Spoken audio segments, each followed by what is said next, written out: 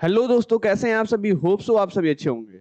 दोस्तों, आज हम लोग बिजनेस स्टैटिस्टिक्स का chapter number 7 that is classification and tabulation of data, इससे रिलेटेड जितने भी इंपॉर्टेंट एमसीक्यूज हैं for your semester examination of business statistics, इसके बारे में डिस्कस करने वाले हैं इन दिस वीडियो।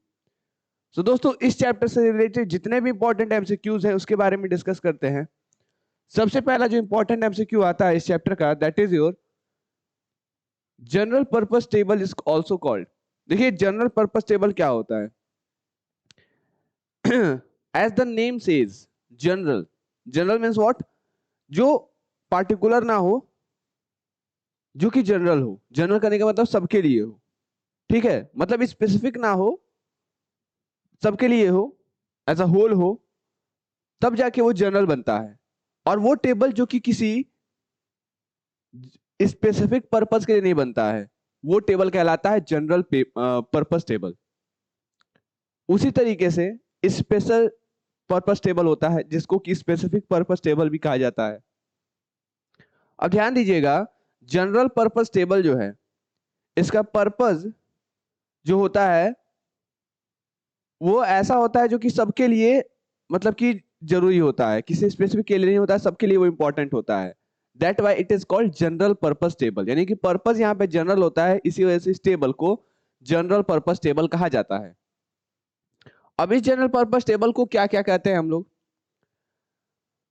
तो अगर बात करें जनरल पर्पस टेबल की, तो जनरल पर्पस टेबल चूंकि ये जनरल है, तो इससे हर एक व्यक्ति या हर एक बंदे को क्या मिलेगा? रेफरेंस मिलेगा। और चूंकि इसे रेफरेंस मिलेगा, तो इस वजह से इसे रेफरेंस टेबल भी कहा जाता है, ठीक है। साथ ही साथ अगर हम बात करें, चूंकि ये सभी के लिए जरूरी होता है और सभी इसको यूज करते हैं या सभी इससे रेफरेंस लेते हैं, इस वजह से ये प्राइमरी भी बन जाता है, ठीक है।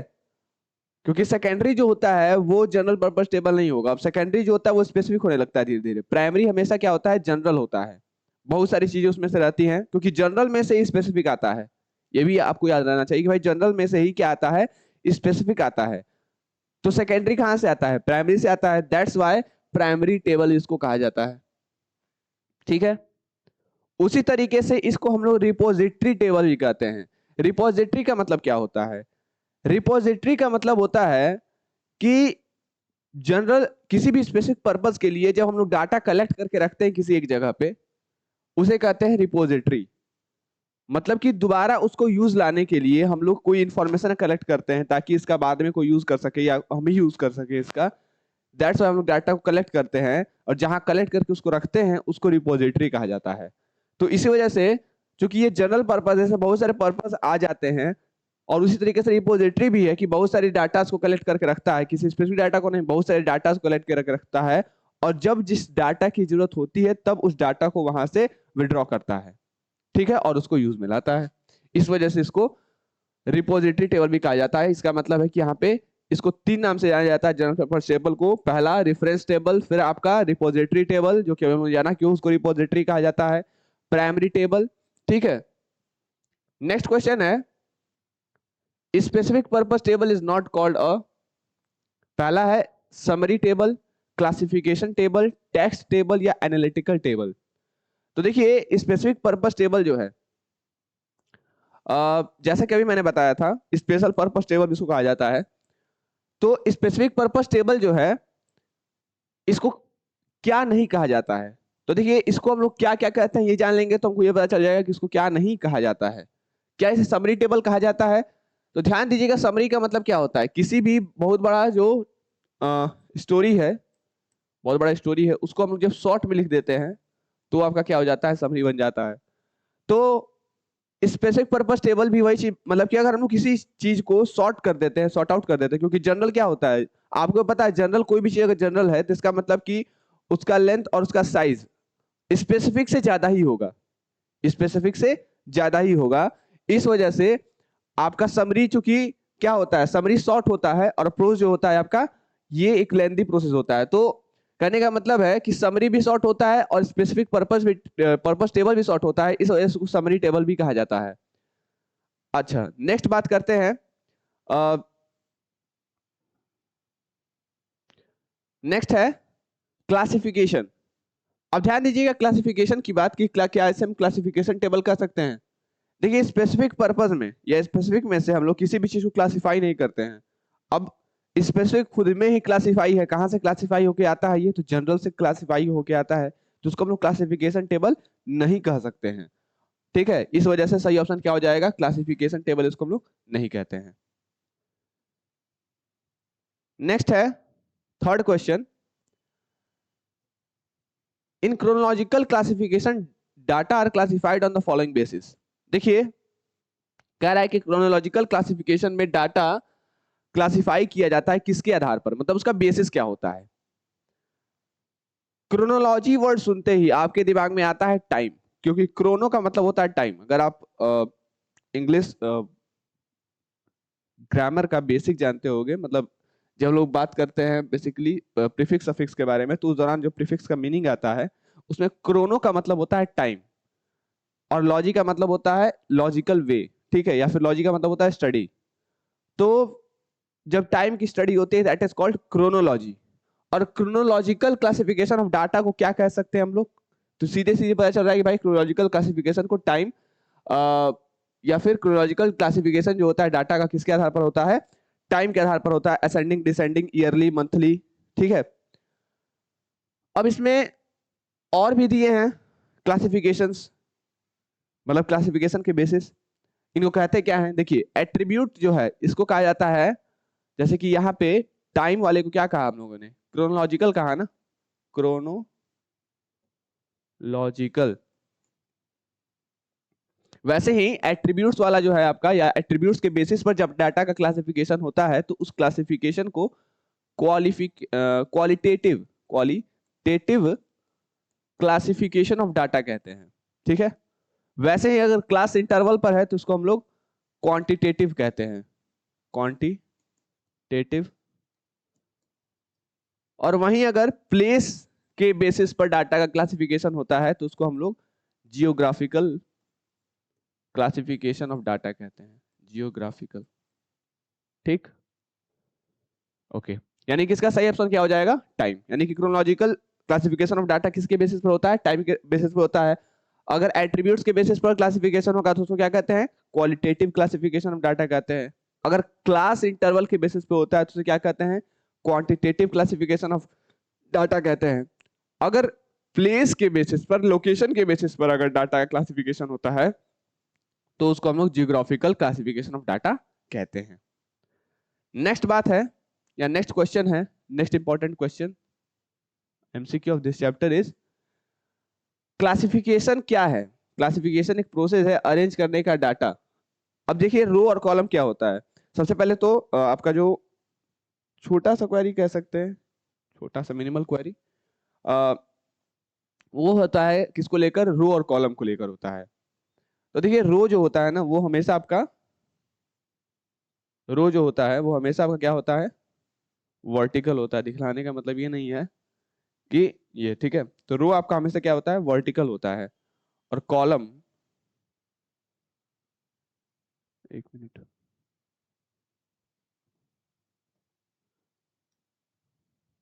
पहले लिखते हैं रो कॉलम।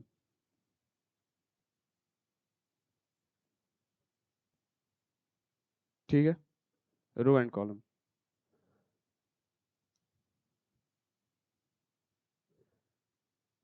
रो जो होता है आपका ये वर्टिकल होता है, वहीं कॉलम जो होता है ये आपका क्या होता है? हॉरिजॉन्टल होता है। ठीक है, रो आपका क्या होता है? वर्टिकल, और कॉलम आपका हॉरिजॉन्टल होता है। तो ये हमेशा आप याद रखिएगा। एक तो ये मिनिमल डाउट रहता है बच्चों को, तो ये याद रखिएगा कि ये जो है ना ये आपका क्या है? कॉलम है, और ये जो है ये आपका रो है। ठीक है, तो क्लासिफिकेशन एक प्रोसेस है अरेंज करने का डाटा को, किसमें? अलग अलग रोज में, अलग अलग कॉलम्स में, अलग अलग रोज और कॉलम्स में, या फिर in the grouping of relevant fact into different classes. तो क्लासिफिकेशन क्या है? क्लासिफिकेशन में डाटा को क्या किया जाता है? तो क्लासिफिकेशन को हम क्लासिफिकेशन में, या फिर जब भी हम लोग क्लासिफिकेशन करते हैं इसमें लोग डाटा को अरेंज करते हैं क्या? अलग अलग रोज में। तो ध्यान देंगे, ये रहा आपका रो, रो। ठीक है, क्या हम लोग इस रोज में डाटा को अरेंज करते हैं। क्या ऐसा होता है क्लासिफिकेशन में? ऐसा भी नहीं होता है, क्योंकि अब हम लोग जानते हैं क्लासिफिकेशन क्या होता है। क्लासिफिकेशन में मैंने अभी बताया था कि टाइम के बेसिस पे क्लासिफिकेशन होता है, असेंडिंग डिसेंडिंग। वैसे ही आपका क्वालिटेटिव होता है, वैसे ही क्वांटिटेटिव होता है, क्लास इंटरवल वगैरह। ठीक है। क्या ऐसे होता है क्लासिफिकेशन डाटा का, या फिर ऐसे हम लोग डाटा को अरेंज करते हैं क्लासिफिकेशन में? क्या हम लोग इसको अलग अलग कॉलम में करते हैं? ये भी नहीं सही है, इसको अलग अलग कॉलम में भी नहीं करते हैं।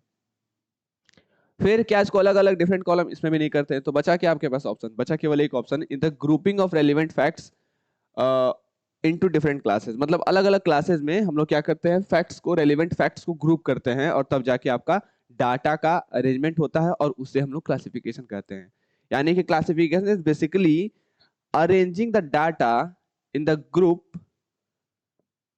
into the in the grouping of relevant facts into different classes. Next है, what are the essentials of an ideal classification is? Ideal classification की क्या क्या एसेंशियल्स है? मतलब एक अच्छा क्लासिफिकेशन किसे माना जाएगा, एक बेहतर क्लासिफिकेशन किसे माना जाएगा? उसे जिसमें कोई अनएम्बिग्यूटी नहीं होगा, उसे जिसमें स्टेबिलिटी होगा, या फिर उसमें जिसमें की फ्लेक्सिबिलिटी होगा, या फिर ऑल ऑफ दिस। तो देखिए, एम्बिग्यूटी क्या होता है? व्हाट डज एम्बिग्यूटी मींस, या फिर व्हाट डज एम्बिग्यूटी सेज? देखिए, एम्बिग्यूटी का मतलब होता है क्लियरेंस। और जब क्लियरेंस नहीं होता है, या फिर किसी भी चीज को हम समझ नहीं पाते हैं, तो वो हो जाती है अनएम्बिग्यूटी। यानी कि essentials of an ideal classification is unambiguity, stability, flexibility, या ऑल ऑफ दिस।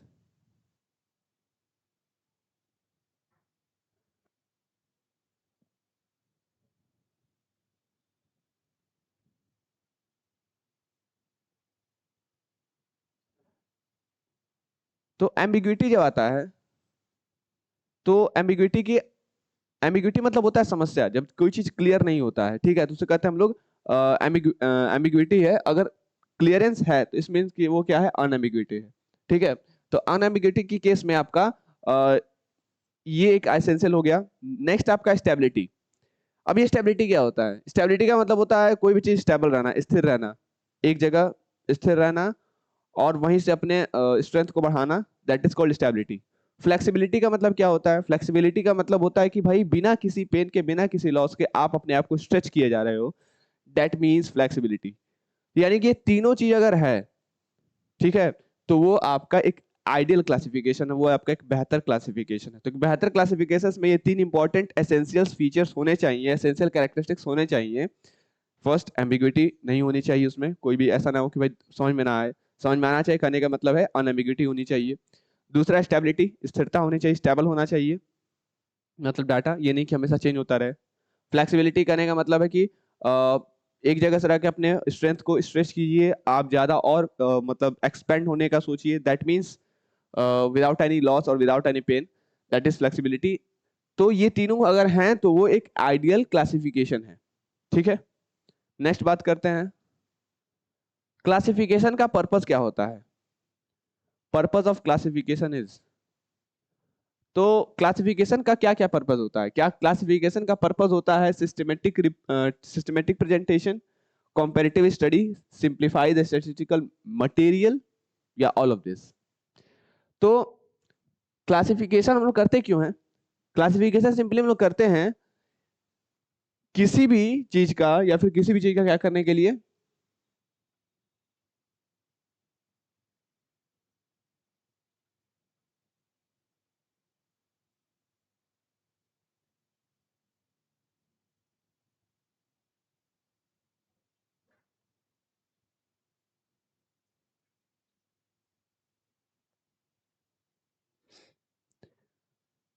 तो पर्पस ऑफ क्लासिफिकेशन जो होता है, या फिर क्लासिफिकेशन जो है, हम लोग किस लिए करते हैं? किसी भी चीज का कंपैरिजन करने के लिए। दो फैक्ट्स हैं, दो डाटा है, उनको क्लास मतलब उनको कंपेयर करना है, तो इसलिए हम लोग क्लासिफिकेशन करते हैं। साथ ही साथ हम लोग किसी भी चीज का सिस्टमेटिक अप्रोच, क्योंकि क्लासिफिकेशन अपने आप में सिस्टमेटिक होता है, तो किसी भी चीज का सिस्टमेटिक रिप्रेजेंटेशन या फिर सिस्टमेटिक प्रेजेंटेशन करने के लिए हम लोग क्लासिफिकेशन करते हैं। क्लासिफिकेशन इसलिए भी हम लोग करते हैं ताकि हम लोग किसी भी स्टेटिस्टिकल मैटर को या मटेरियल को क्या कर सके, सिंप्लीफाई कर सकें। तो स्टेटिस्टिकल मैटर्स को सिंप्लीफाई करने के लिए भी क्लासिफिकेशन किया जाता है। यानी कि ये चारों पर्पस होते हैं किसके? क्लासिफिकेशन के। नेक्स्ट है, heading of row is called as. देखिए, हेडिंग जो है रो कैसे क्या कहते हैं? सबसे पहले इन तीनों बातों को समझते हैं और फिर आगे बात करते हैं चारों बातों को। स्टब, फुटनोट, हेड नोट्स और बॉडी। फुटनोट क्या होता है? देखिए, फुटनोट जो है, कोई भी स्टेटमेंट दिया है उसके, जैसे कि नाम ही है फुटनोट, फुट से तुरंत आपके दिमाग में क्या आता है भाई? पैर की छवि आती है, ठीक है। तो फुटनोट कुछ इसी प्रकार से होता भी है कि ये पूरे स्टेटमेंट में लास्ट में लिखा रहता है, ठीक है, कुछ अक्षर लिखे रहते हैं, तो वो होता है आपका फुटनोट। वैसे ही आपका होता है स्टब। स्टब कहाँ होता है? स्टब जो होता है ये आपका रो के हेडिंग में होता है। रो जो दिया है, जैसे यहाँ पे रो था ना, अब इस रो के हेडिंग में, ये रो था, अब रो के हेडिंग में जो लिखा रहता है वो आपका स्टब होता है, ठीक है। रो के हेडिंग में जो होता है वो क्या होता है? आपका स्टब होता है। फिर आपका हेड नोट जो होता है, ये कहाँ होता है? हेड नोट का मतलब पता है क्या होता है? हेड नोट का मतलब होता है, जैसे कि आप कोई भी चैप्टर स्टार्ट करते हो, कोई भी चैप्टर पढ़ते हो बुक में, तो शुरुआत में एक दिया रहता है what we have to study. देखते हैं ना, what we have to study करके लिखा रहता है, क्या क्या हमें पढ़ना है इस चैप्टर में, what we have to study, क्या क्या हमें पढ़ना है इस चैप्टर में, और पॉइंट्स अलग अलग दिए रहते हैं। तो यही आपका होता है हेड नोट, ठीक है। और बॉडी जो होता है वो पूरा चैप्टर होता है जो आप पढ़ रहे हो, ठीक है। तो ये आपका बेसिकली हेड नोट, और ये तो आपका बॉडी हुआ, बॉडी और स्टब हुआ। तो स्टब क्या हुआ? स्टब आपका रो का हेडिंग जो होता है, रो का जो हेडिंग होता है टेबल में, वो आपका स्टब होता है। तो इसका सही आंसर हो जाएगा option A, that is stub. Next है, नेक्स्ट क्वेश्चन जो है वो है, देखिए, हाँ, क्वेश्चन देखिएगा, दिया है the purpose of arranging data into sequences. Data को सीक्वेंसेस में अरेंज करने का जो पर्पज होता है, डाटा को सीक्वेंसेस में अरेंज करने का का जो प्रोसेस होता है, and groups into according to their common characteristics और क्राइटेरिया, और separating them into different but related part is known as. तो इसे क्या कहते हैं? इसे हम लोग कहते हैं क्लासिफिकेशन। इसे हम लोग क्या कहते हैं? क्लासिफिकेशन कहते हैं। क्लासिफिकेशन किसे कहते हैं? क्लासिफिकेशन का मतलब होता है बेसिकली,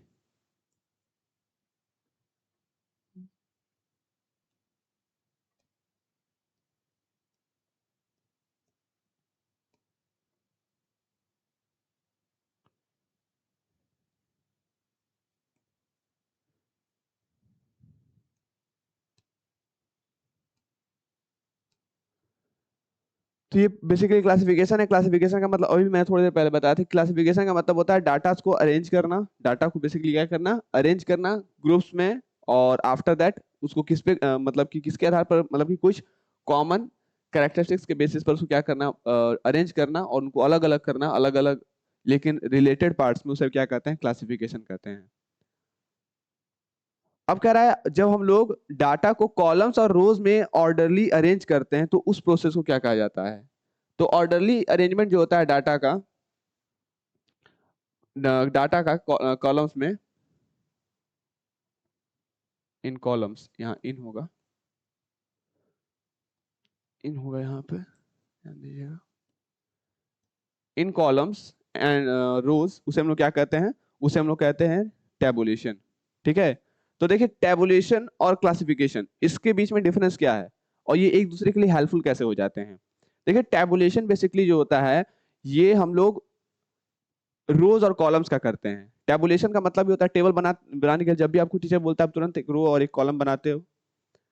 और बेसिकली ये किस लिए किया जाता है? ये हम लोग कंपैरिजन के लिए करते हैं। वैसे क्लासिफिकेशन भी कुछ हद तक कंपैरिजन के लिए किया जाता है, लेकिन इसमें क्या करते हैं? हम लोग ग्रुपिंग भी करते हैं, ठीक है। इसमें हम लोग ग्रुपिंग भी करते हैं। तो इस वजह से क्लासिफिकेशन में थोड़ा सा डिफरेंस आ जाता है इन रिलेशन टू टेबुलेशन, ठीक है, क्योंकि टेबुलेशन में ग्रुपिंग नहीं होता है, टेबुलेशन बेसिकली कंपैरिजन के लिए होता है, और क्लासिफिकेशन थोड़ा सा इसका एडवांस वर्जन है। और जो बातें क्लासिफिकेशन में नहीं है, टेबुलेशन में नहीं है, वो बातें क्लासिफिकेशन में, जो बातें टेबुलेशन में वो बातें क्लासिफिकेशन में नहीं है। जैसे टेबुलेशन में आपका रोज और कॉलम्स का कॉन्सेप्ट है, बट क्लासिफिकेशन में ऐसा कुछ नहीं है, कॉलम्स और रोज का कॉन्सेप्ट, ठीक है। तो ये आपका बेसिकली होता है। अब यही जैसा पढ़े थे heading of row in a table, तो टेबल में ही ये सारी, ये टेबल के ही पार्ट्स हैं, ये स्टब हुआ, चाहे फुटनोट हुआ, चाहे हेड नोट हुआ, चाहे बॉडी हुआ, ठीक है। इन सब से मिलकर, इन सब से स्टब हुआ, फुटनोट हुआ, हेड नोट हुआ, इन सब से मिलकर तैयार होता है आपका बॉडी, ठीक है। सो होप ये सारी बातें आपको समझ में आ गई होंगी, और ये कुछ इंपॉर्टेंट एमसीक्यूज थे related to chapter 7, that is classification and tabulation of data. तो till then stay tune with Commerce Nation, and तब तक के लिए आप सभी को धन्यवाद।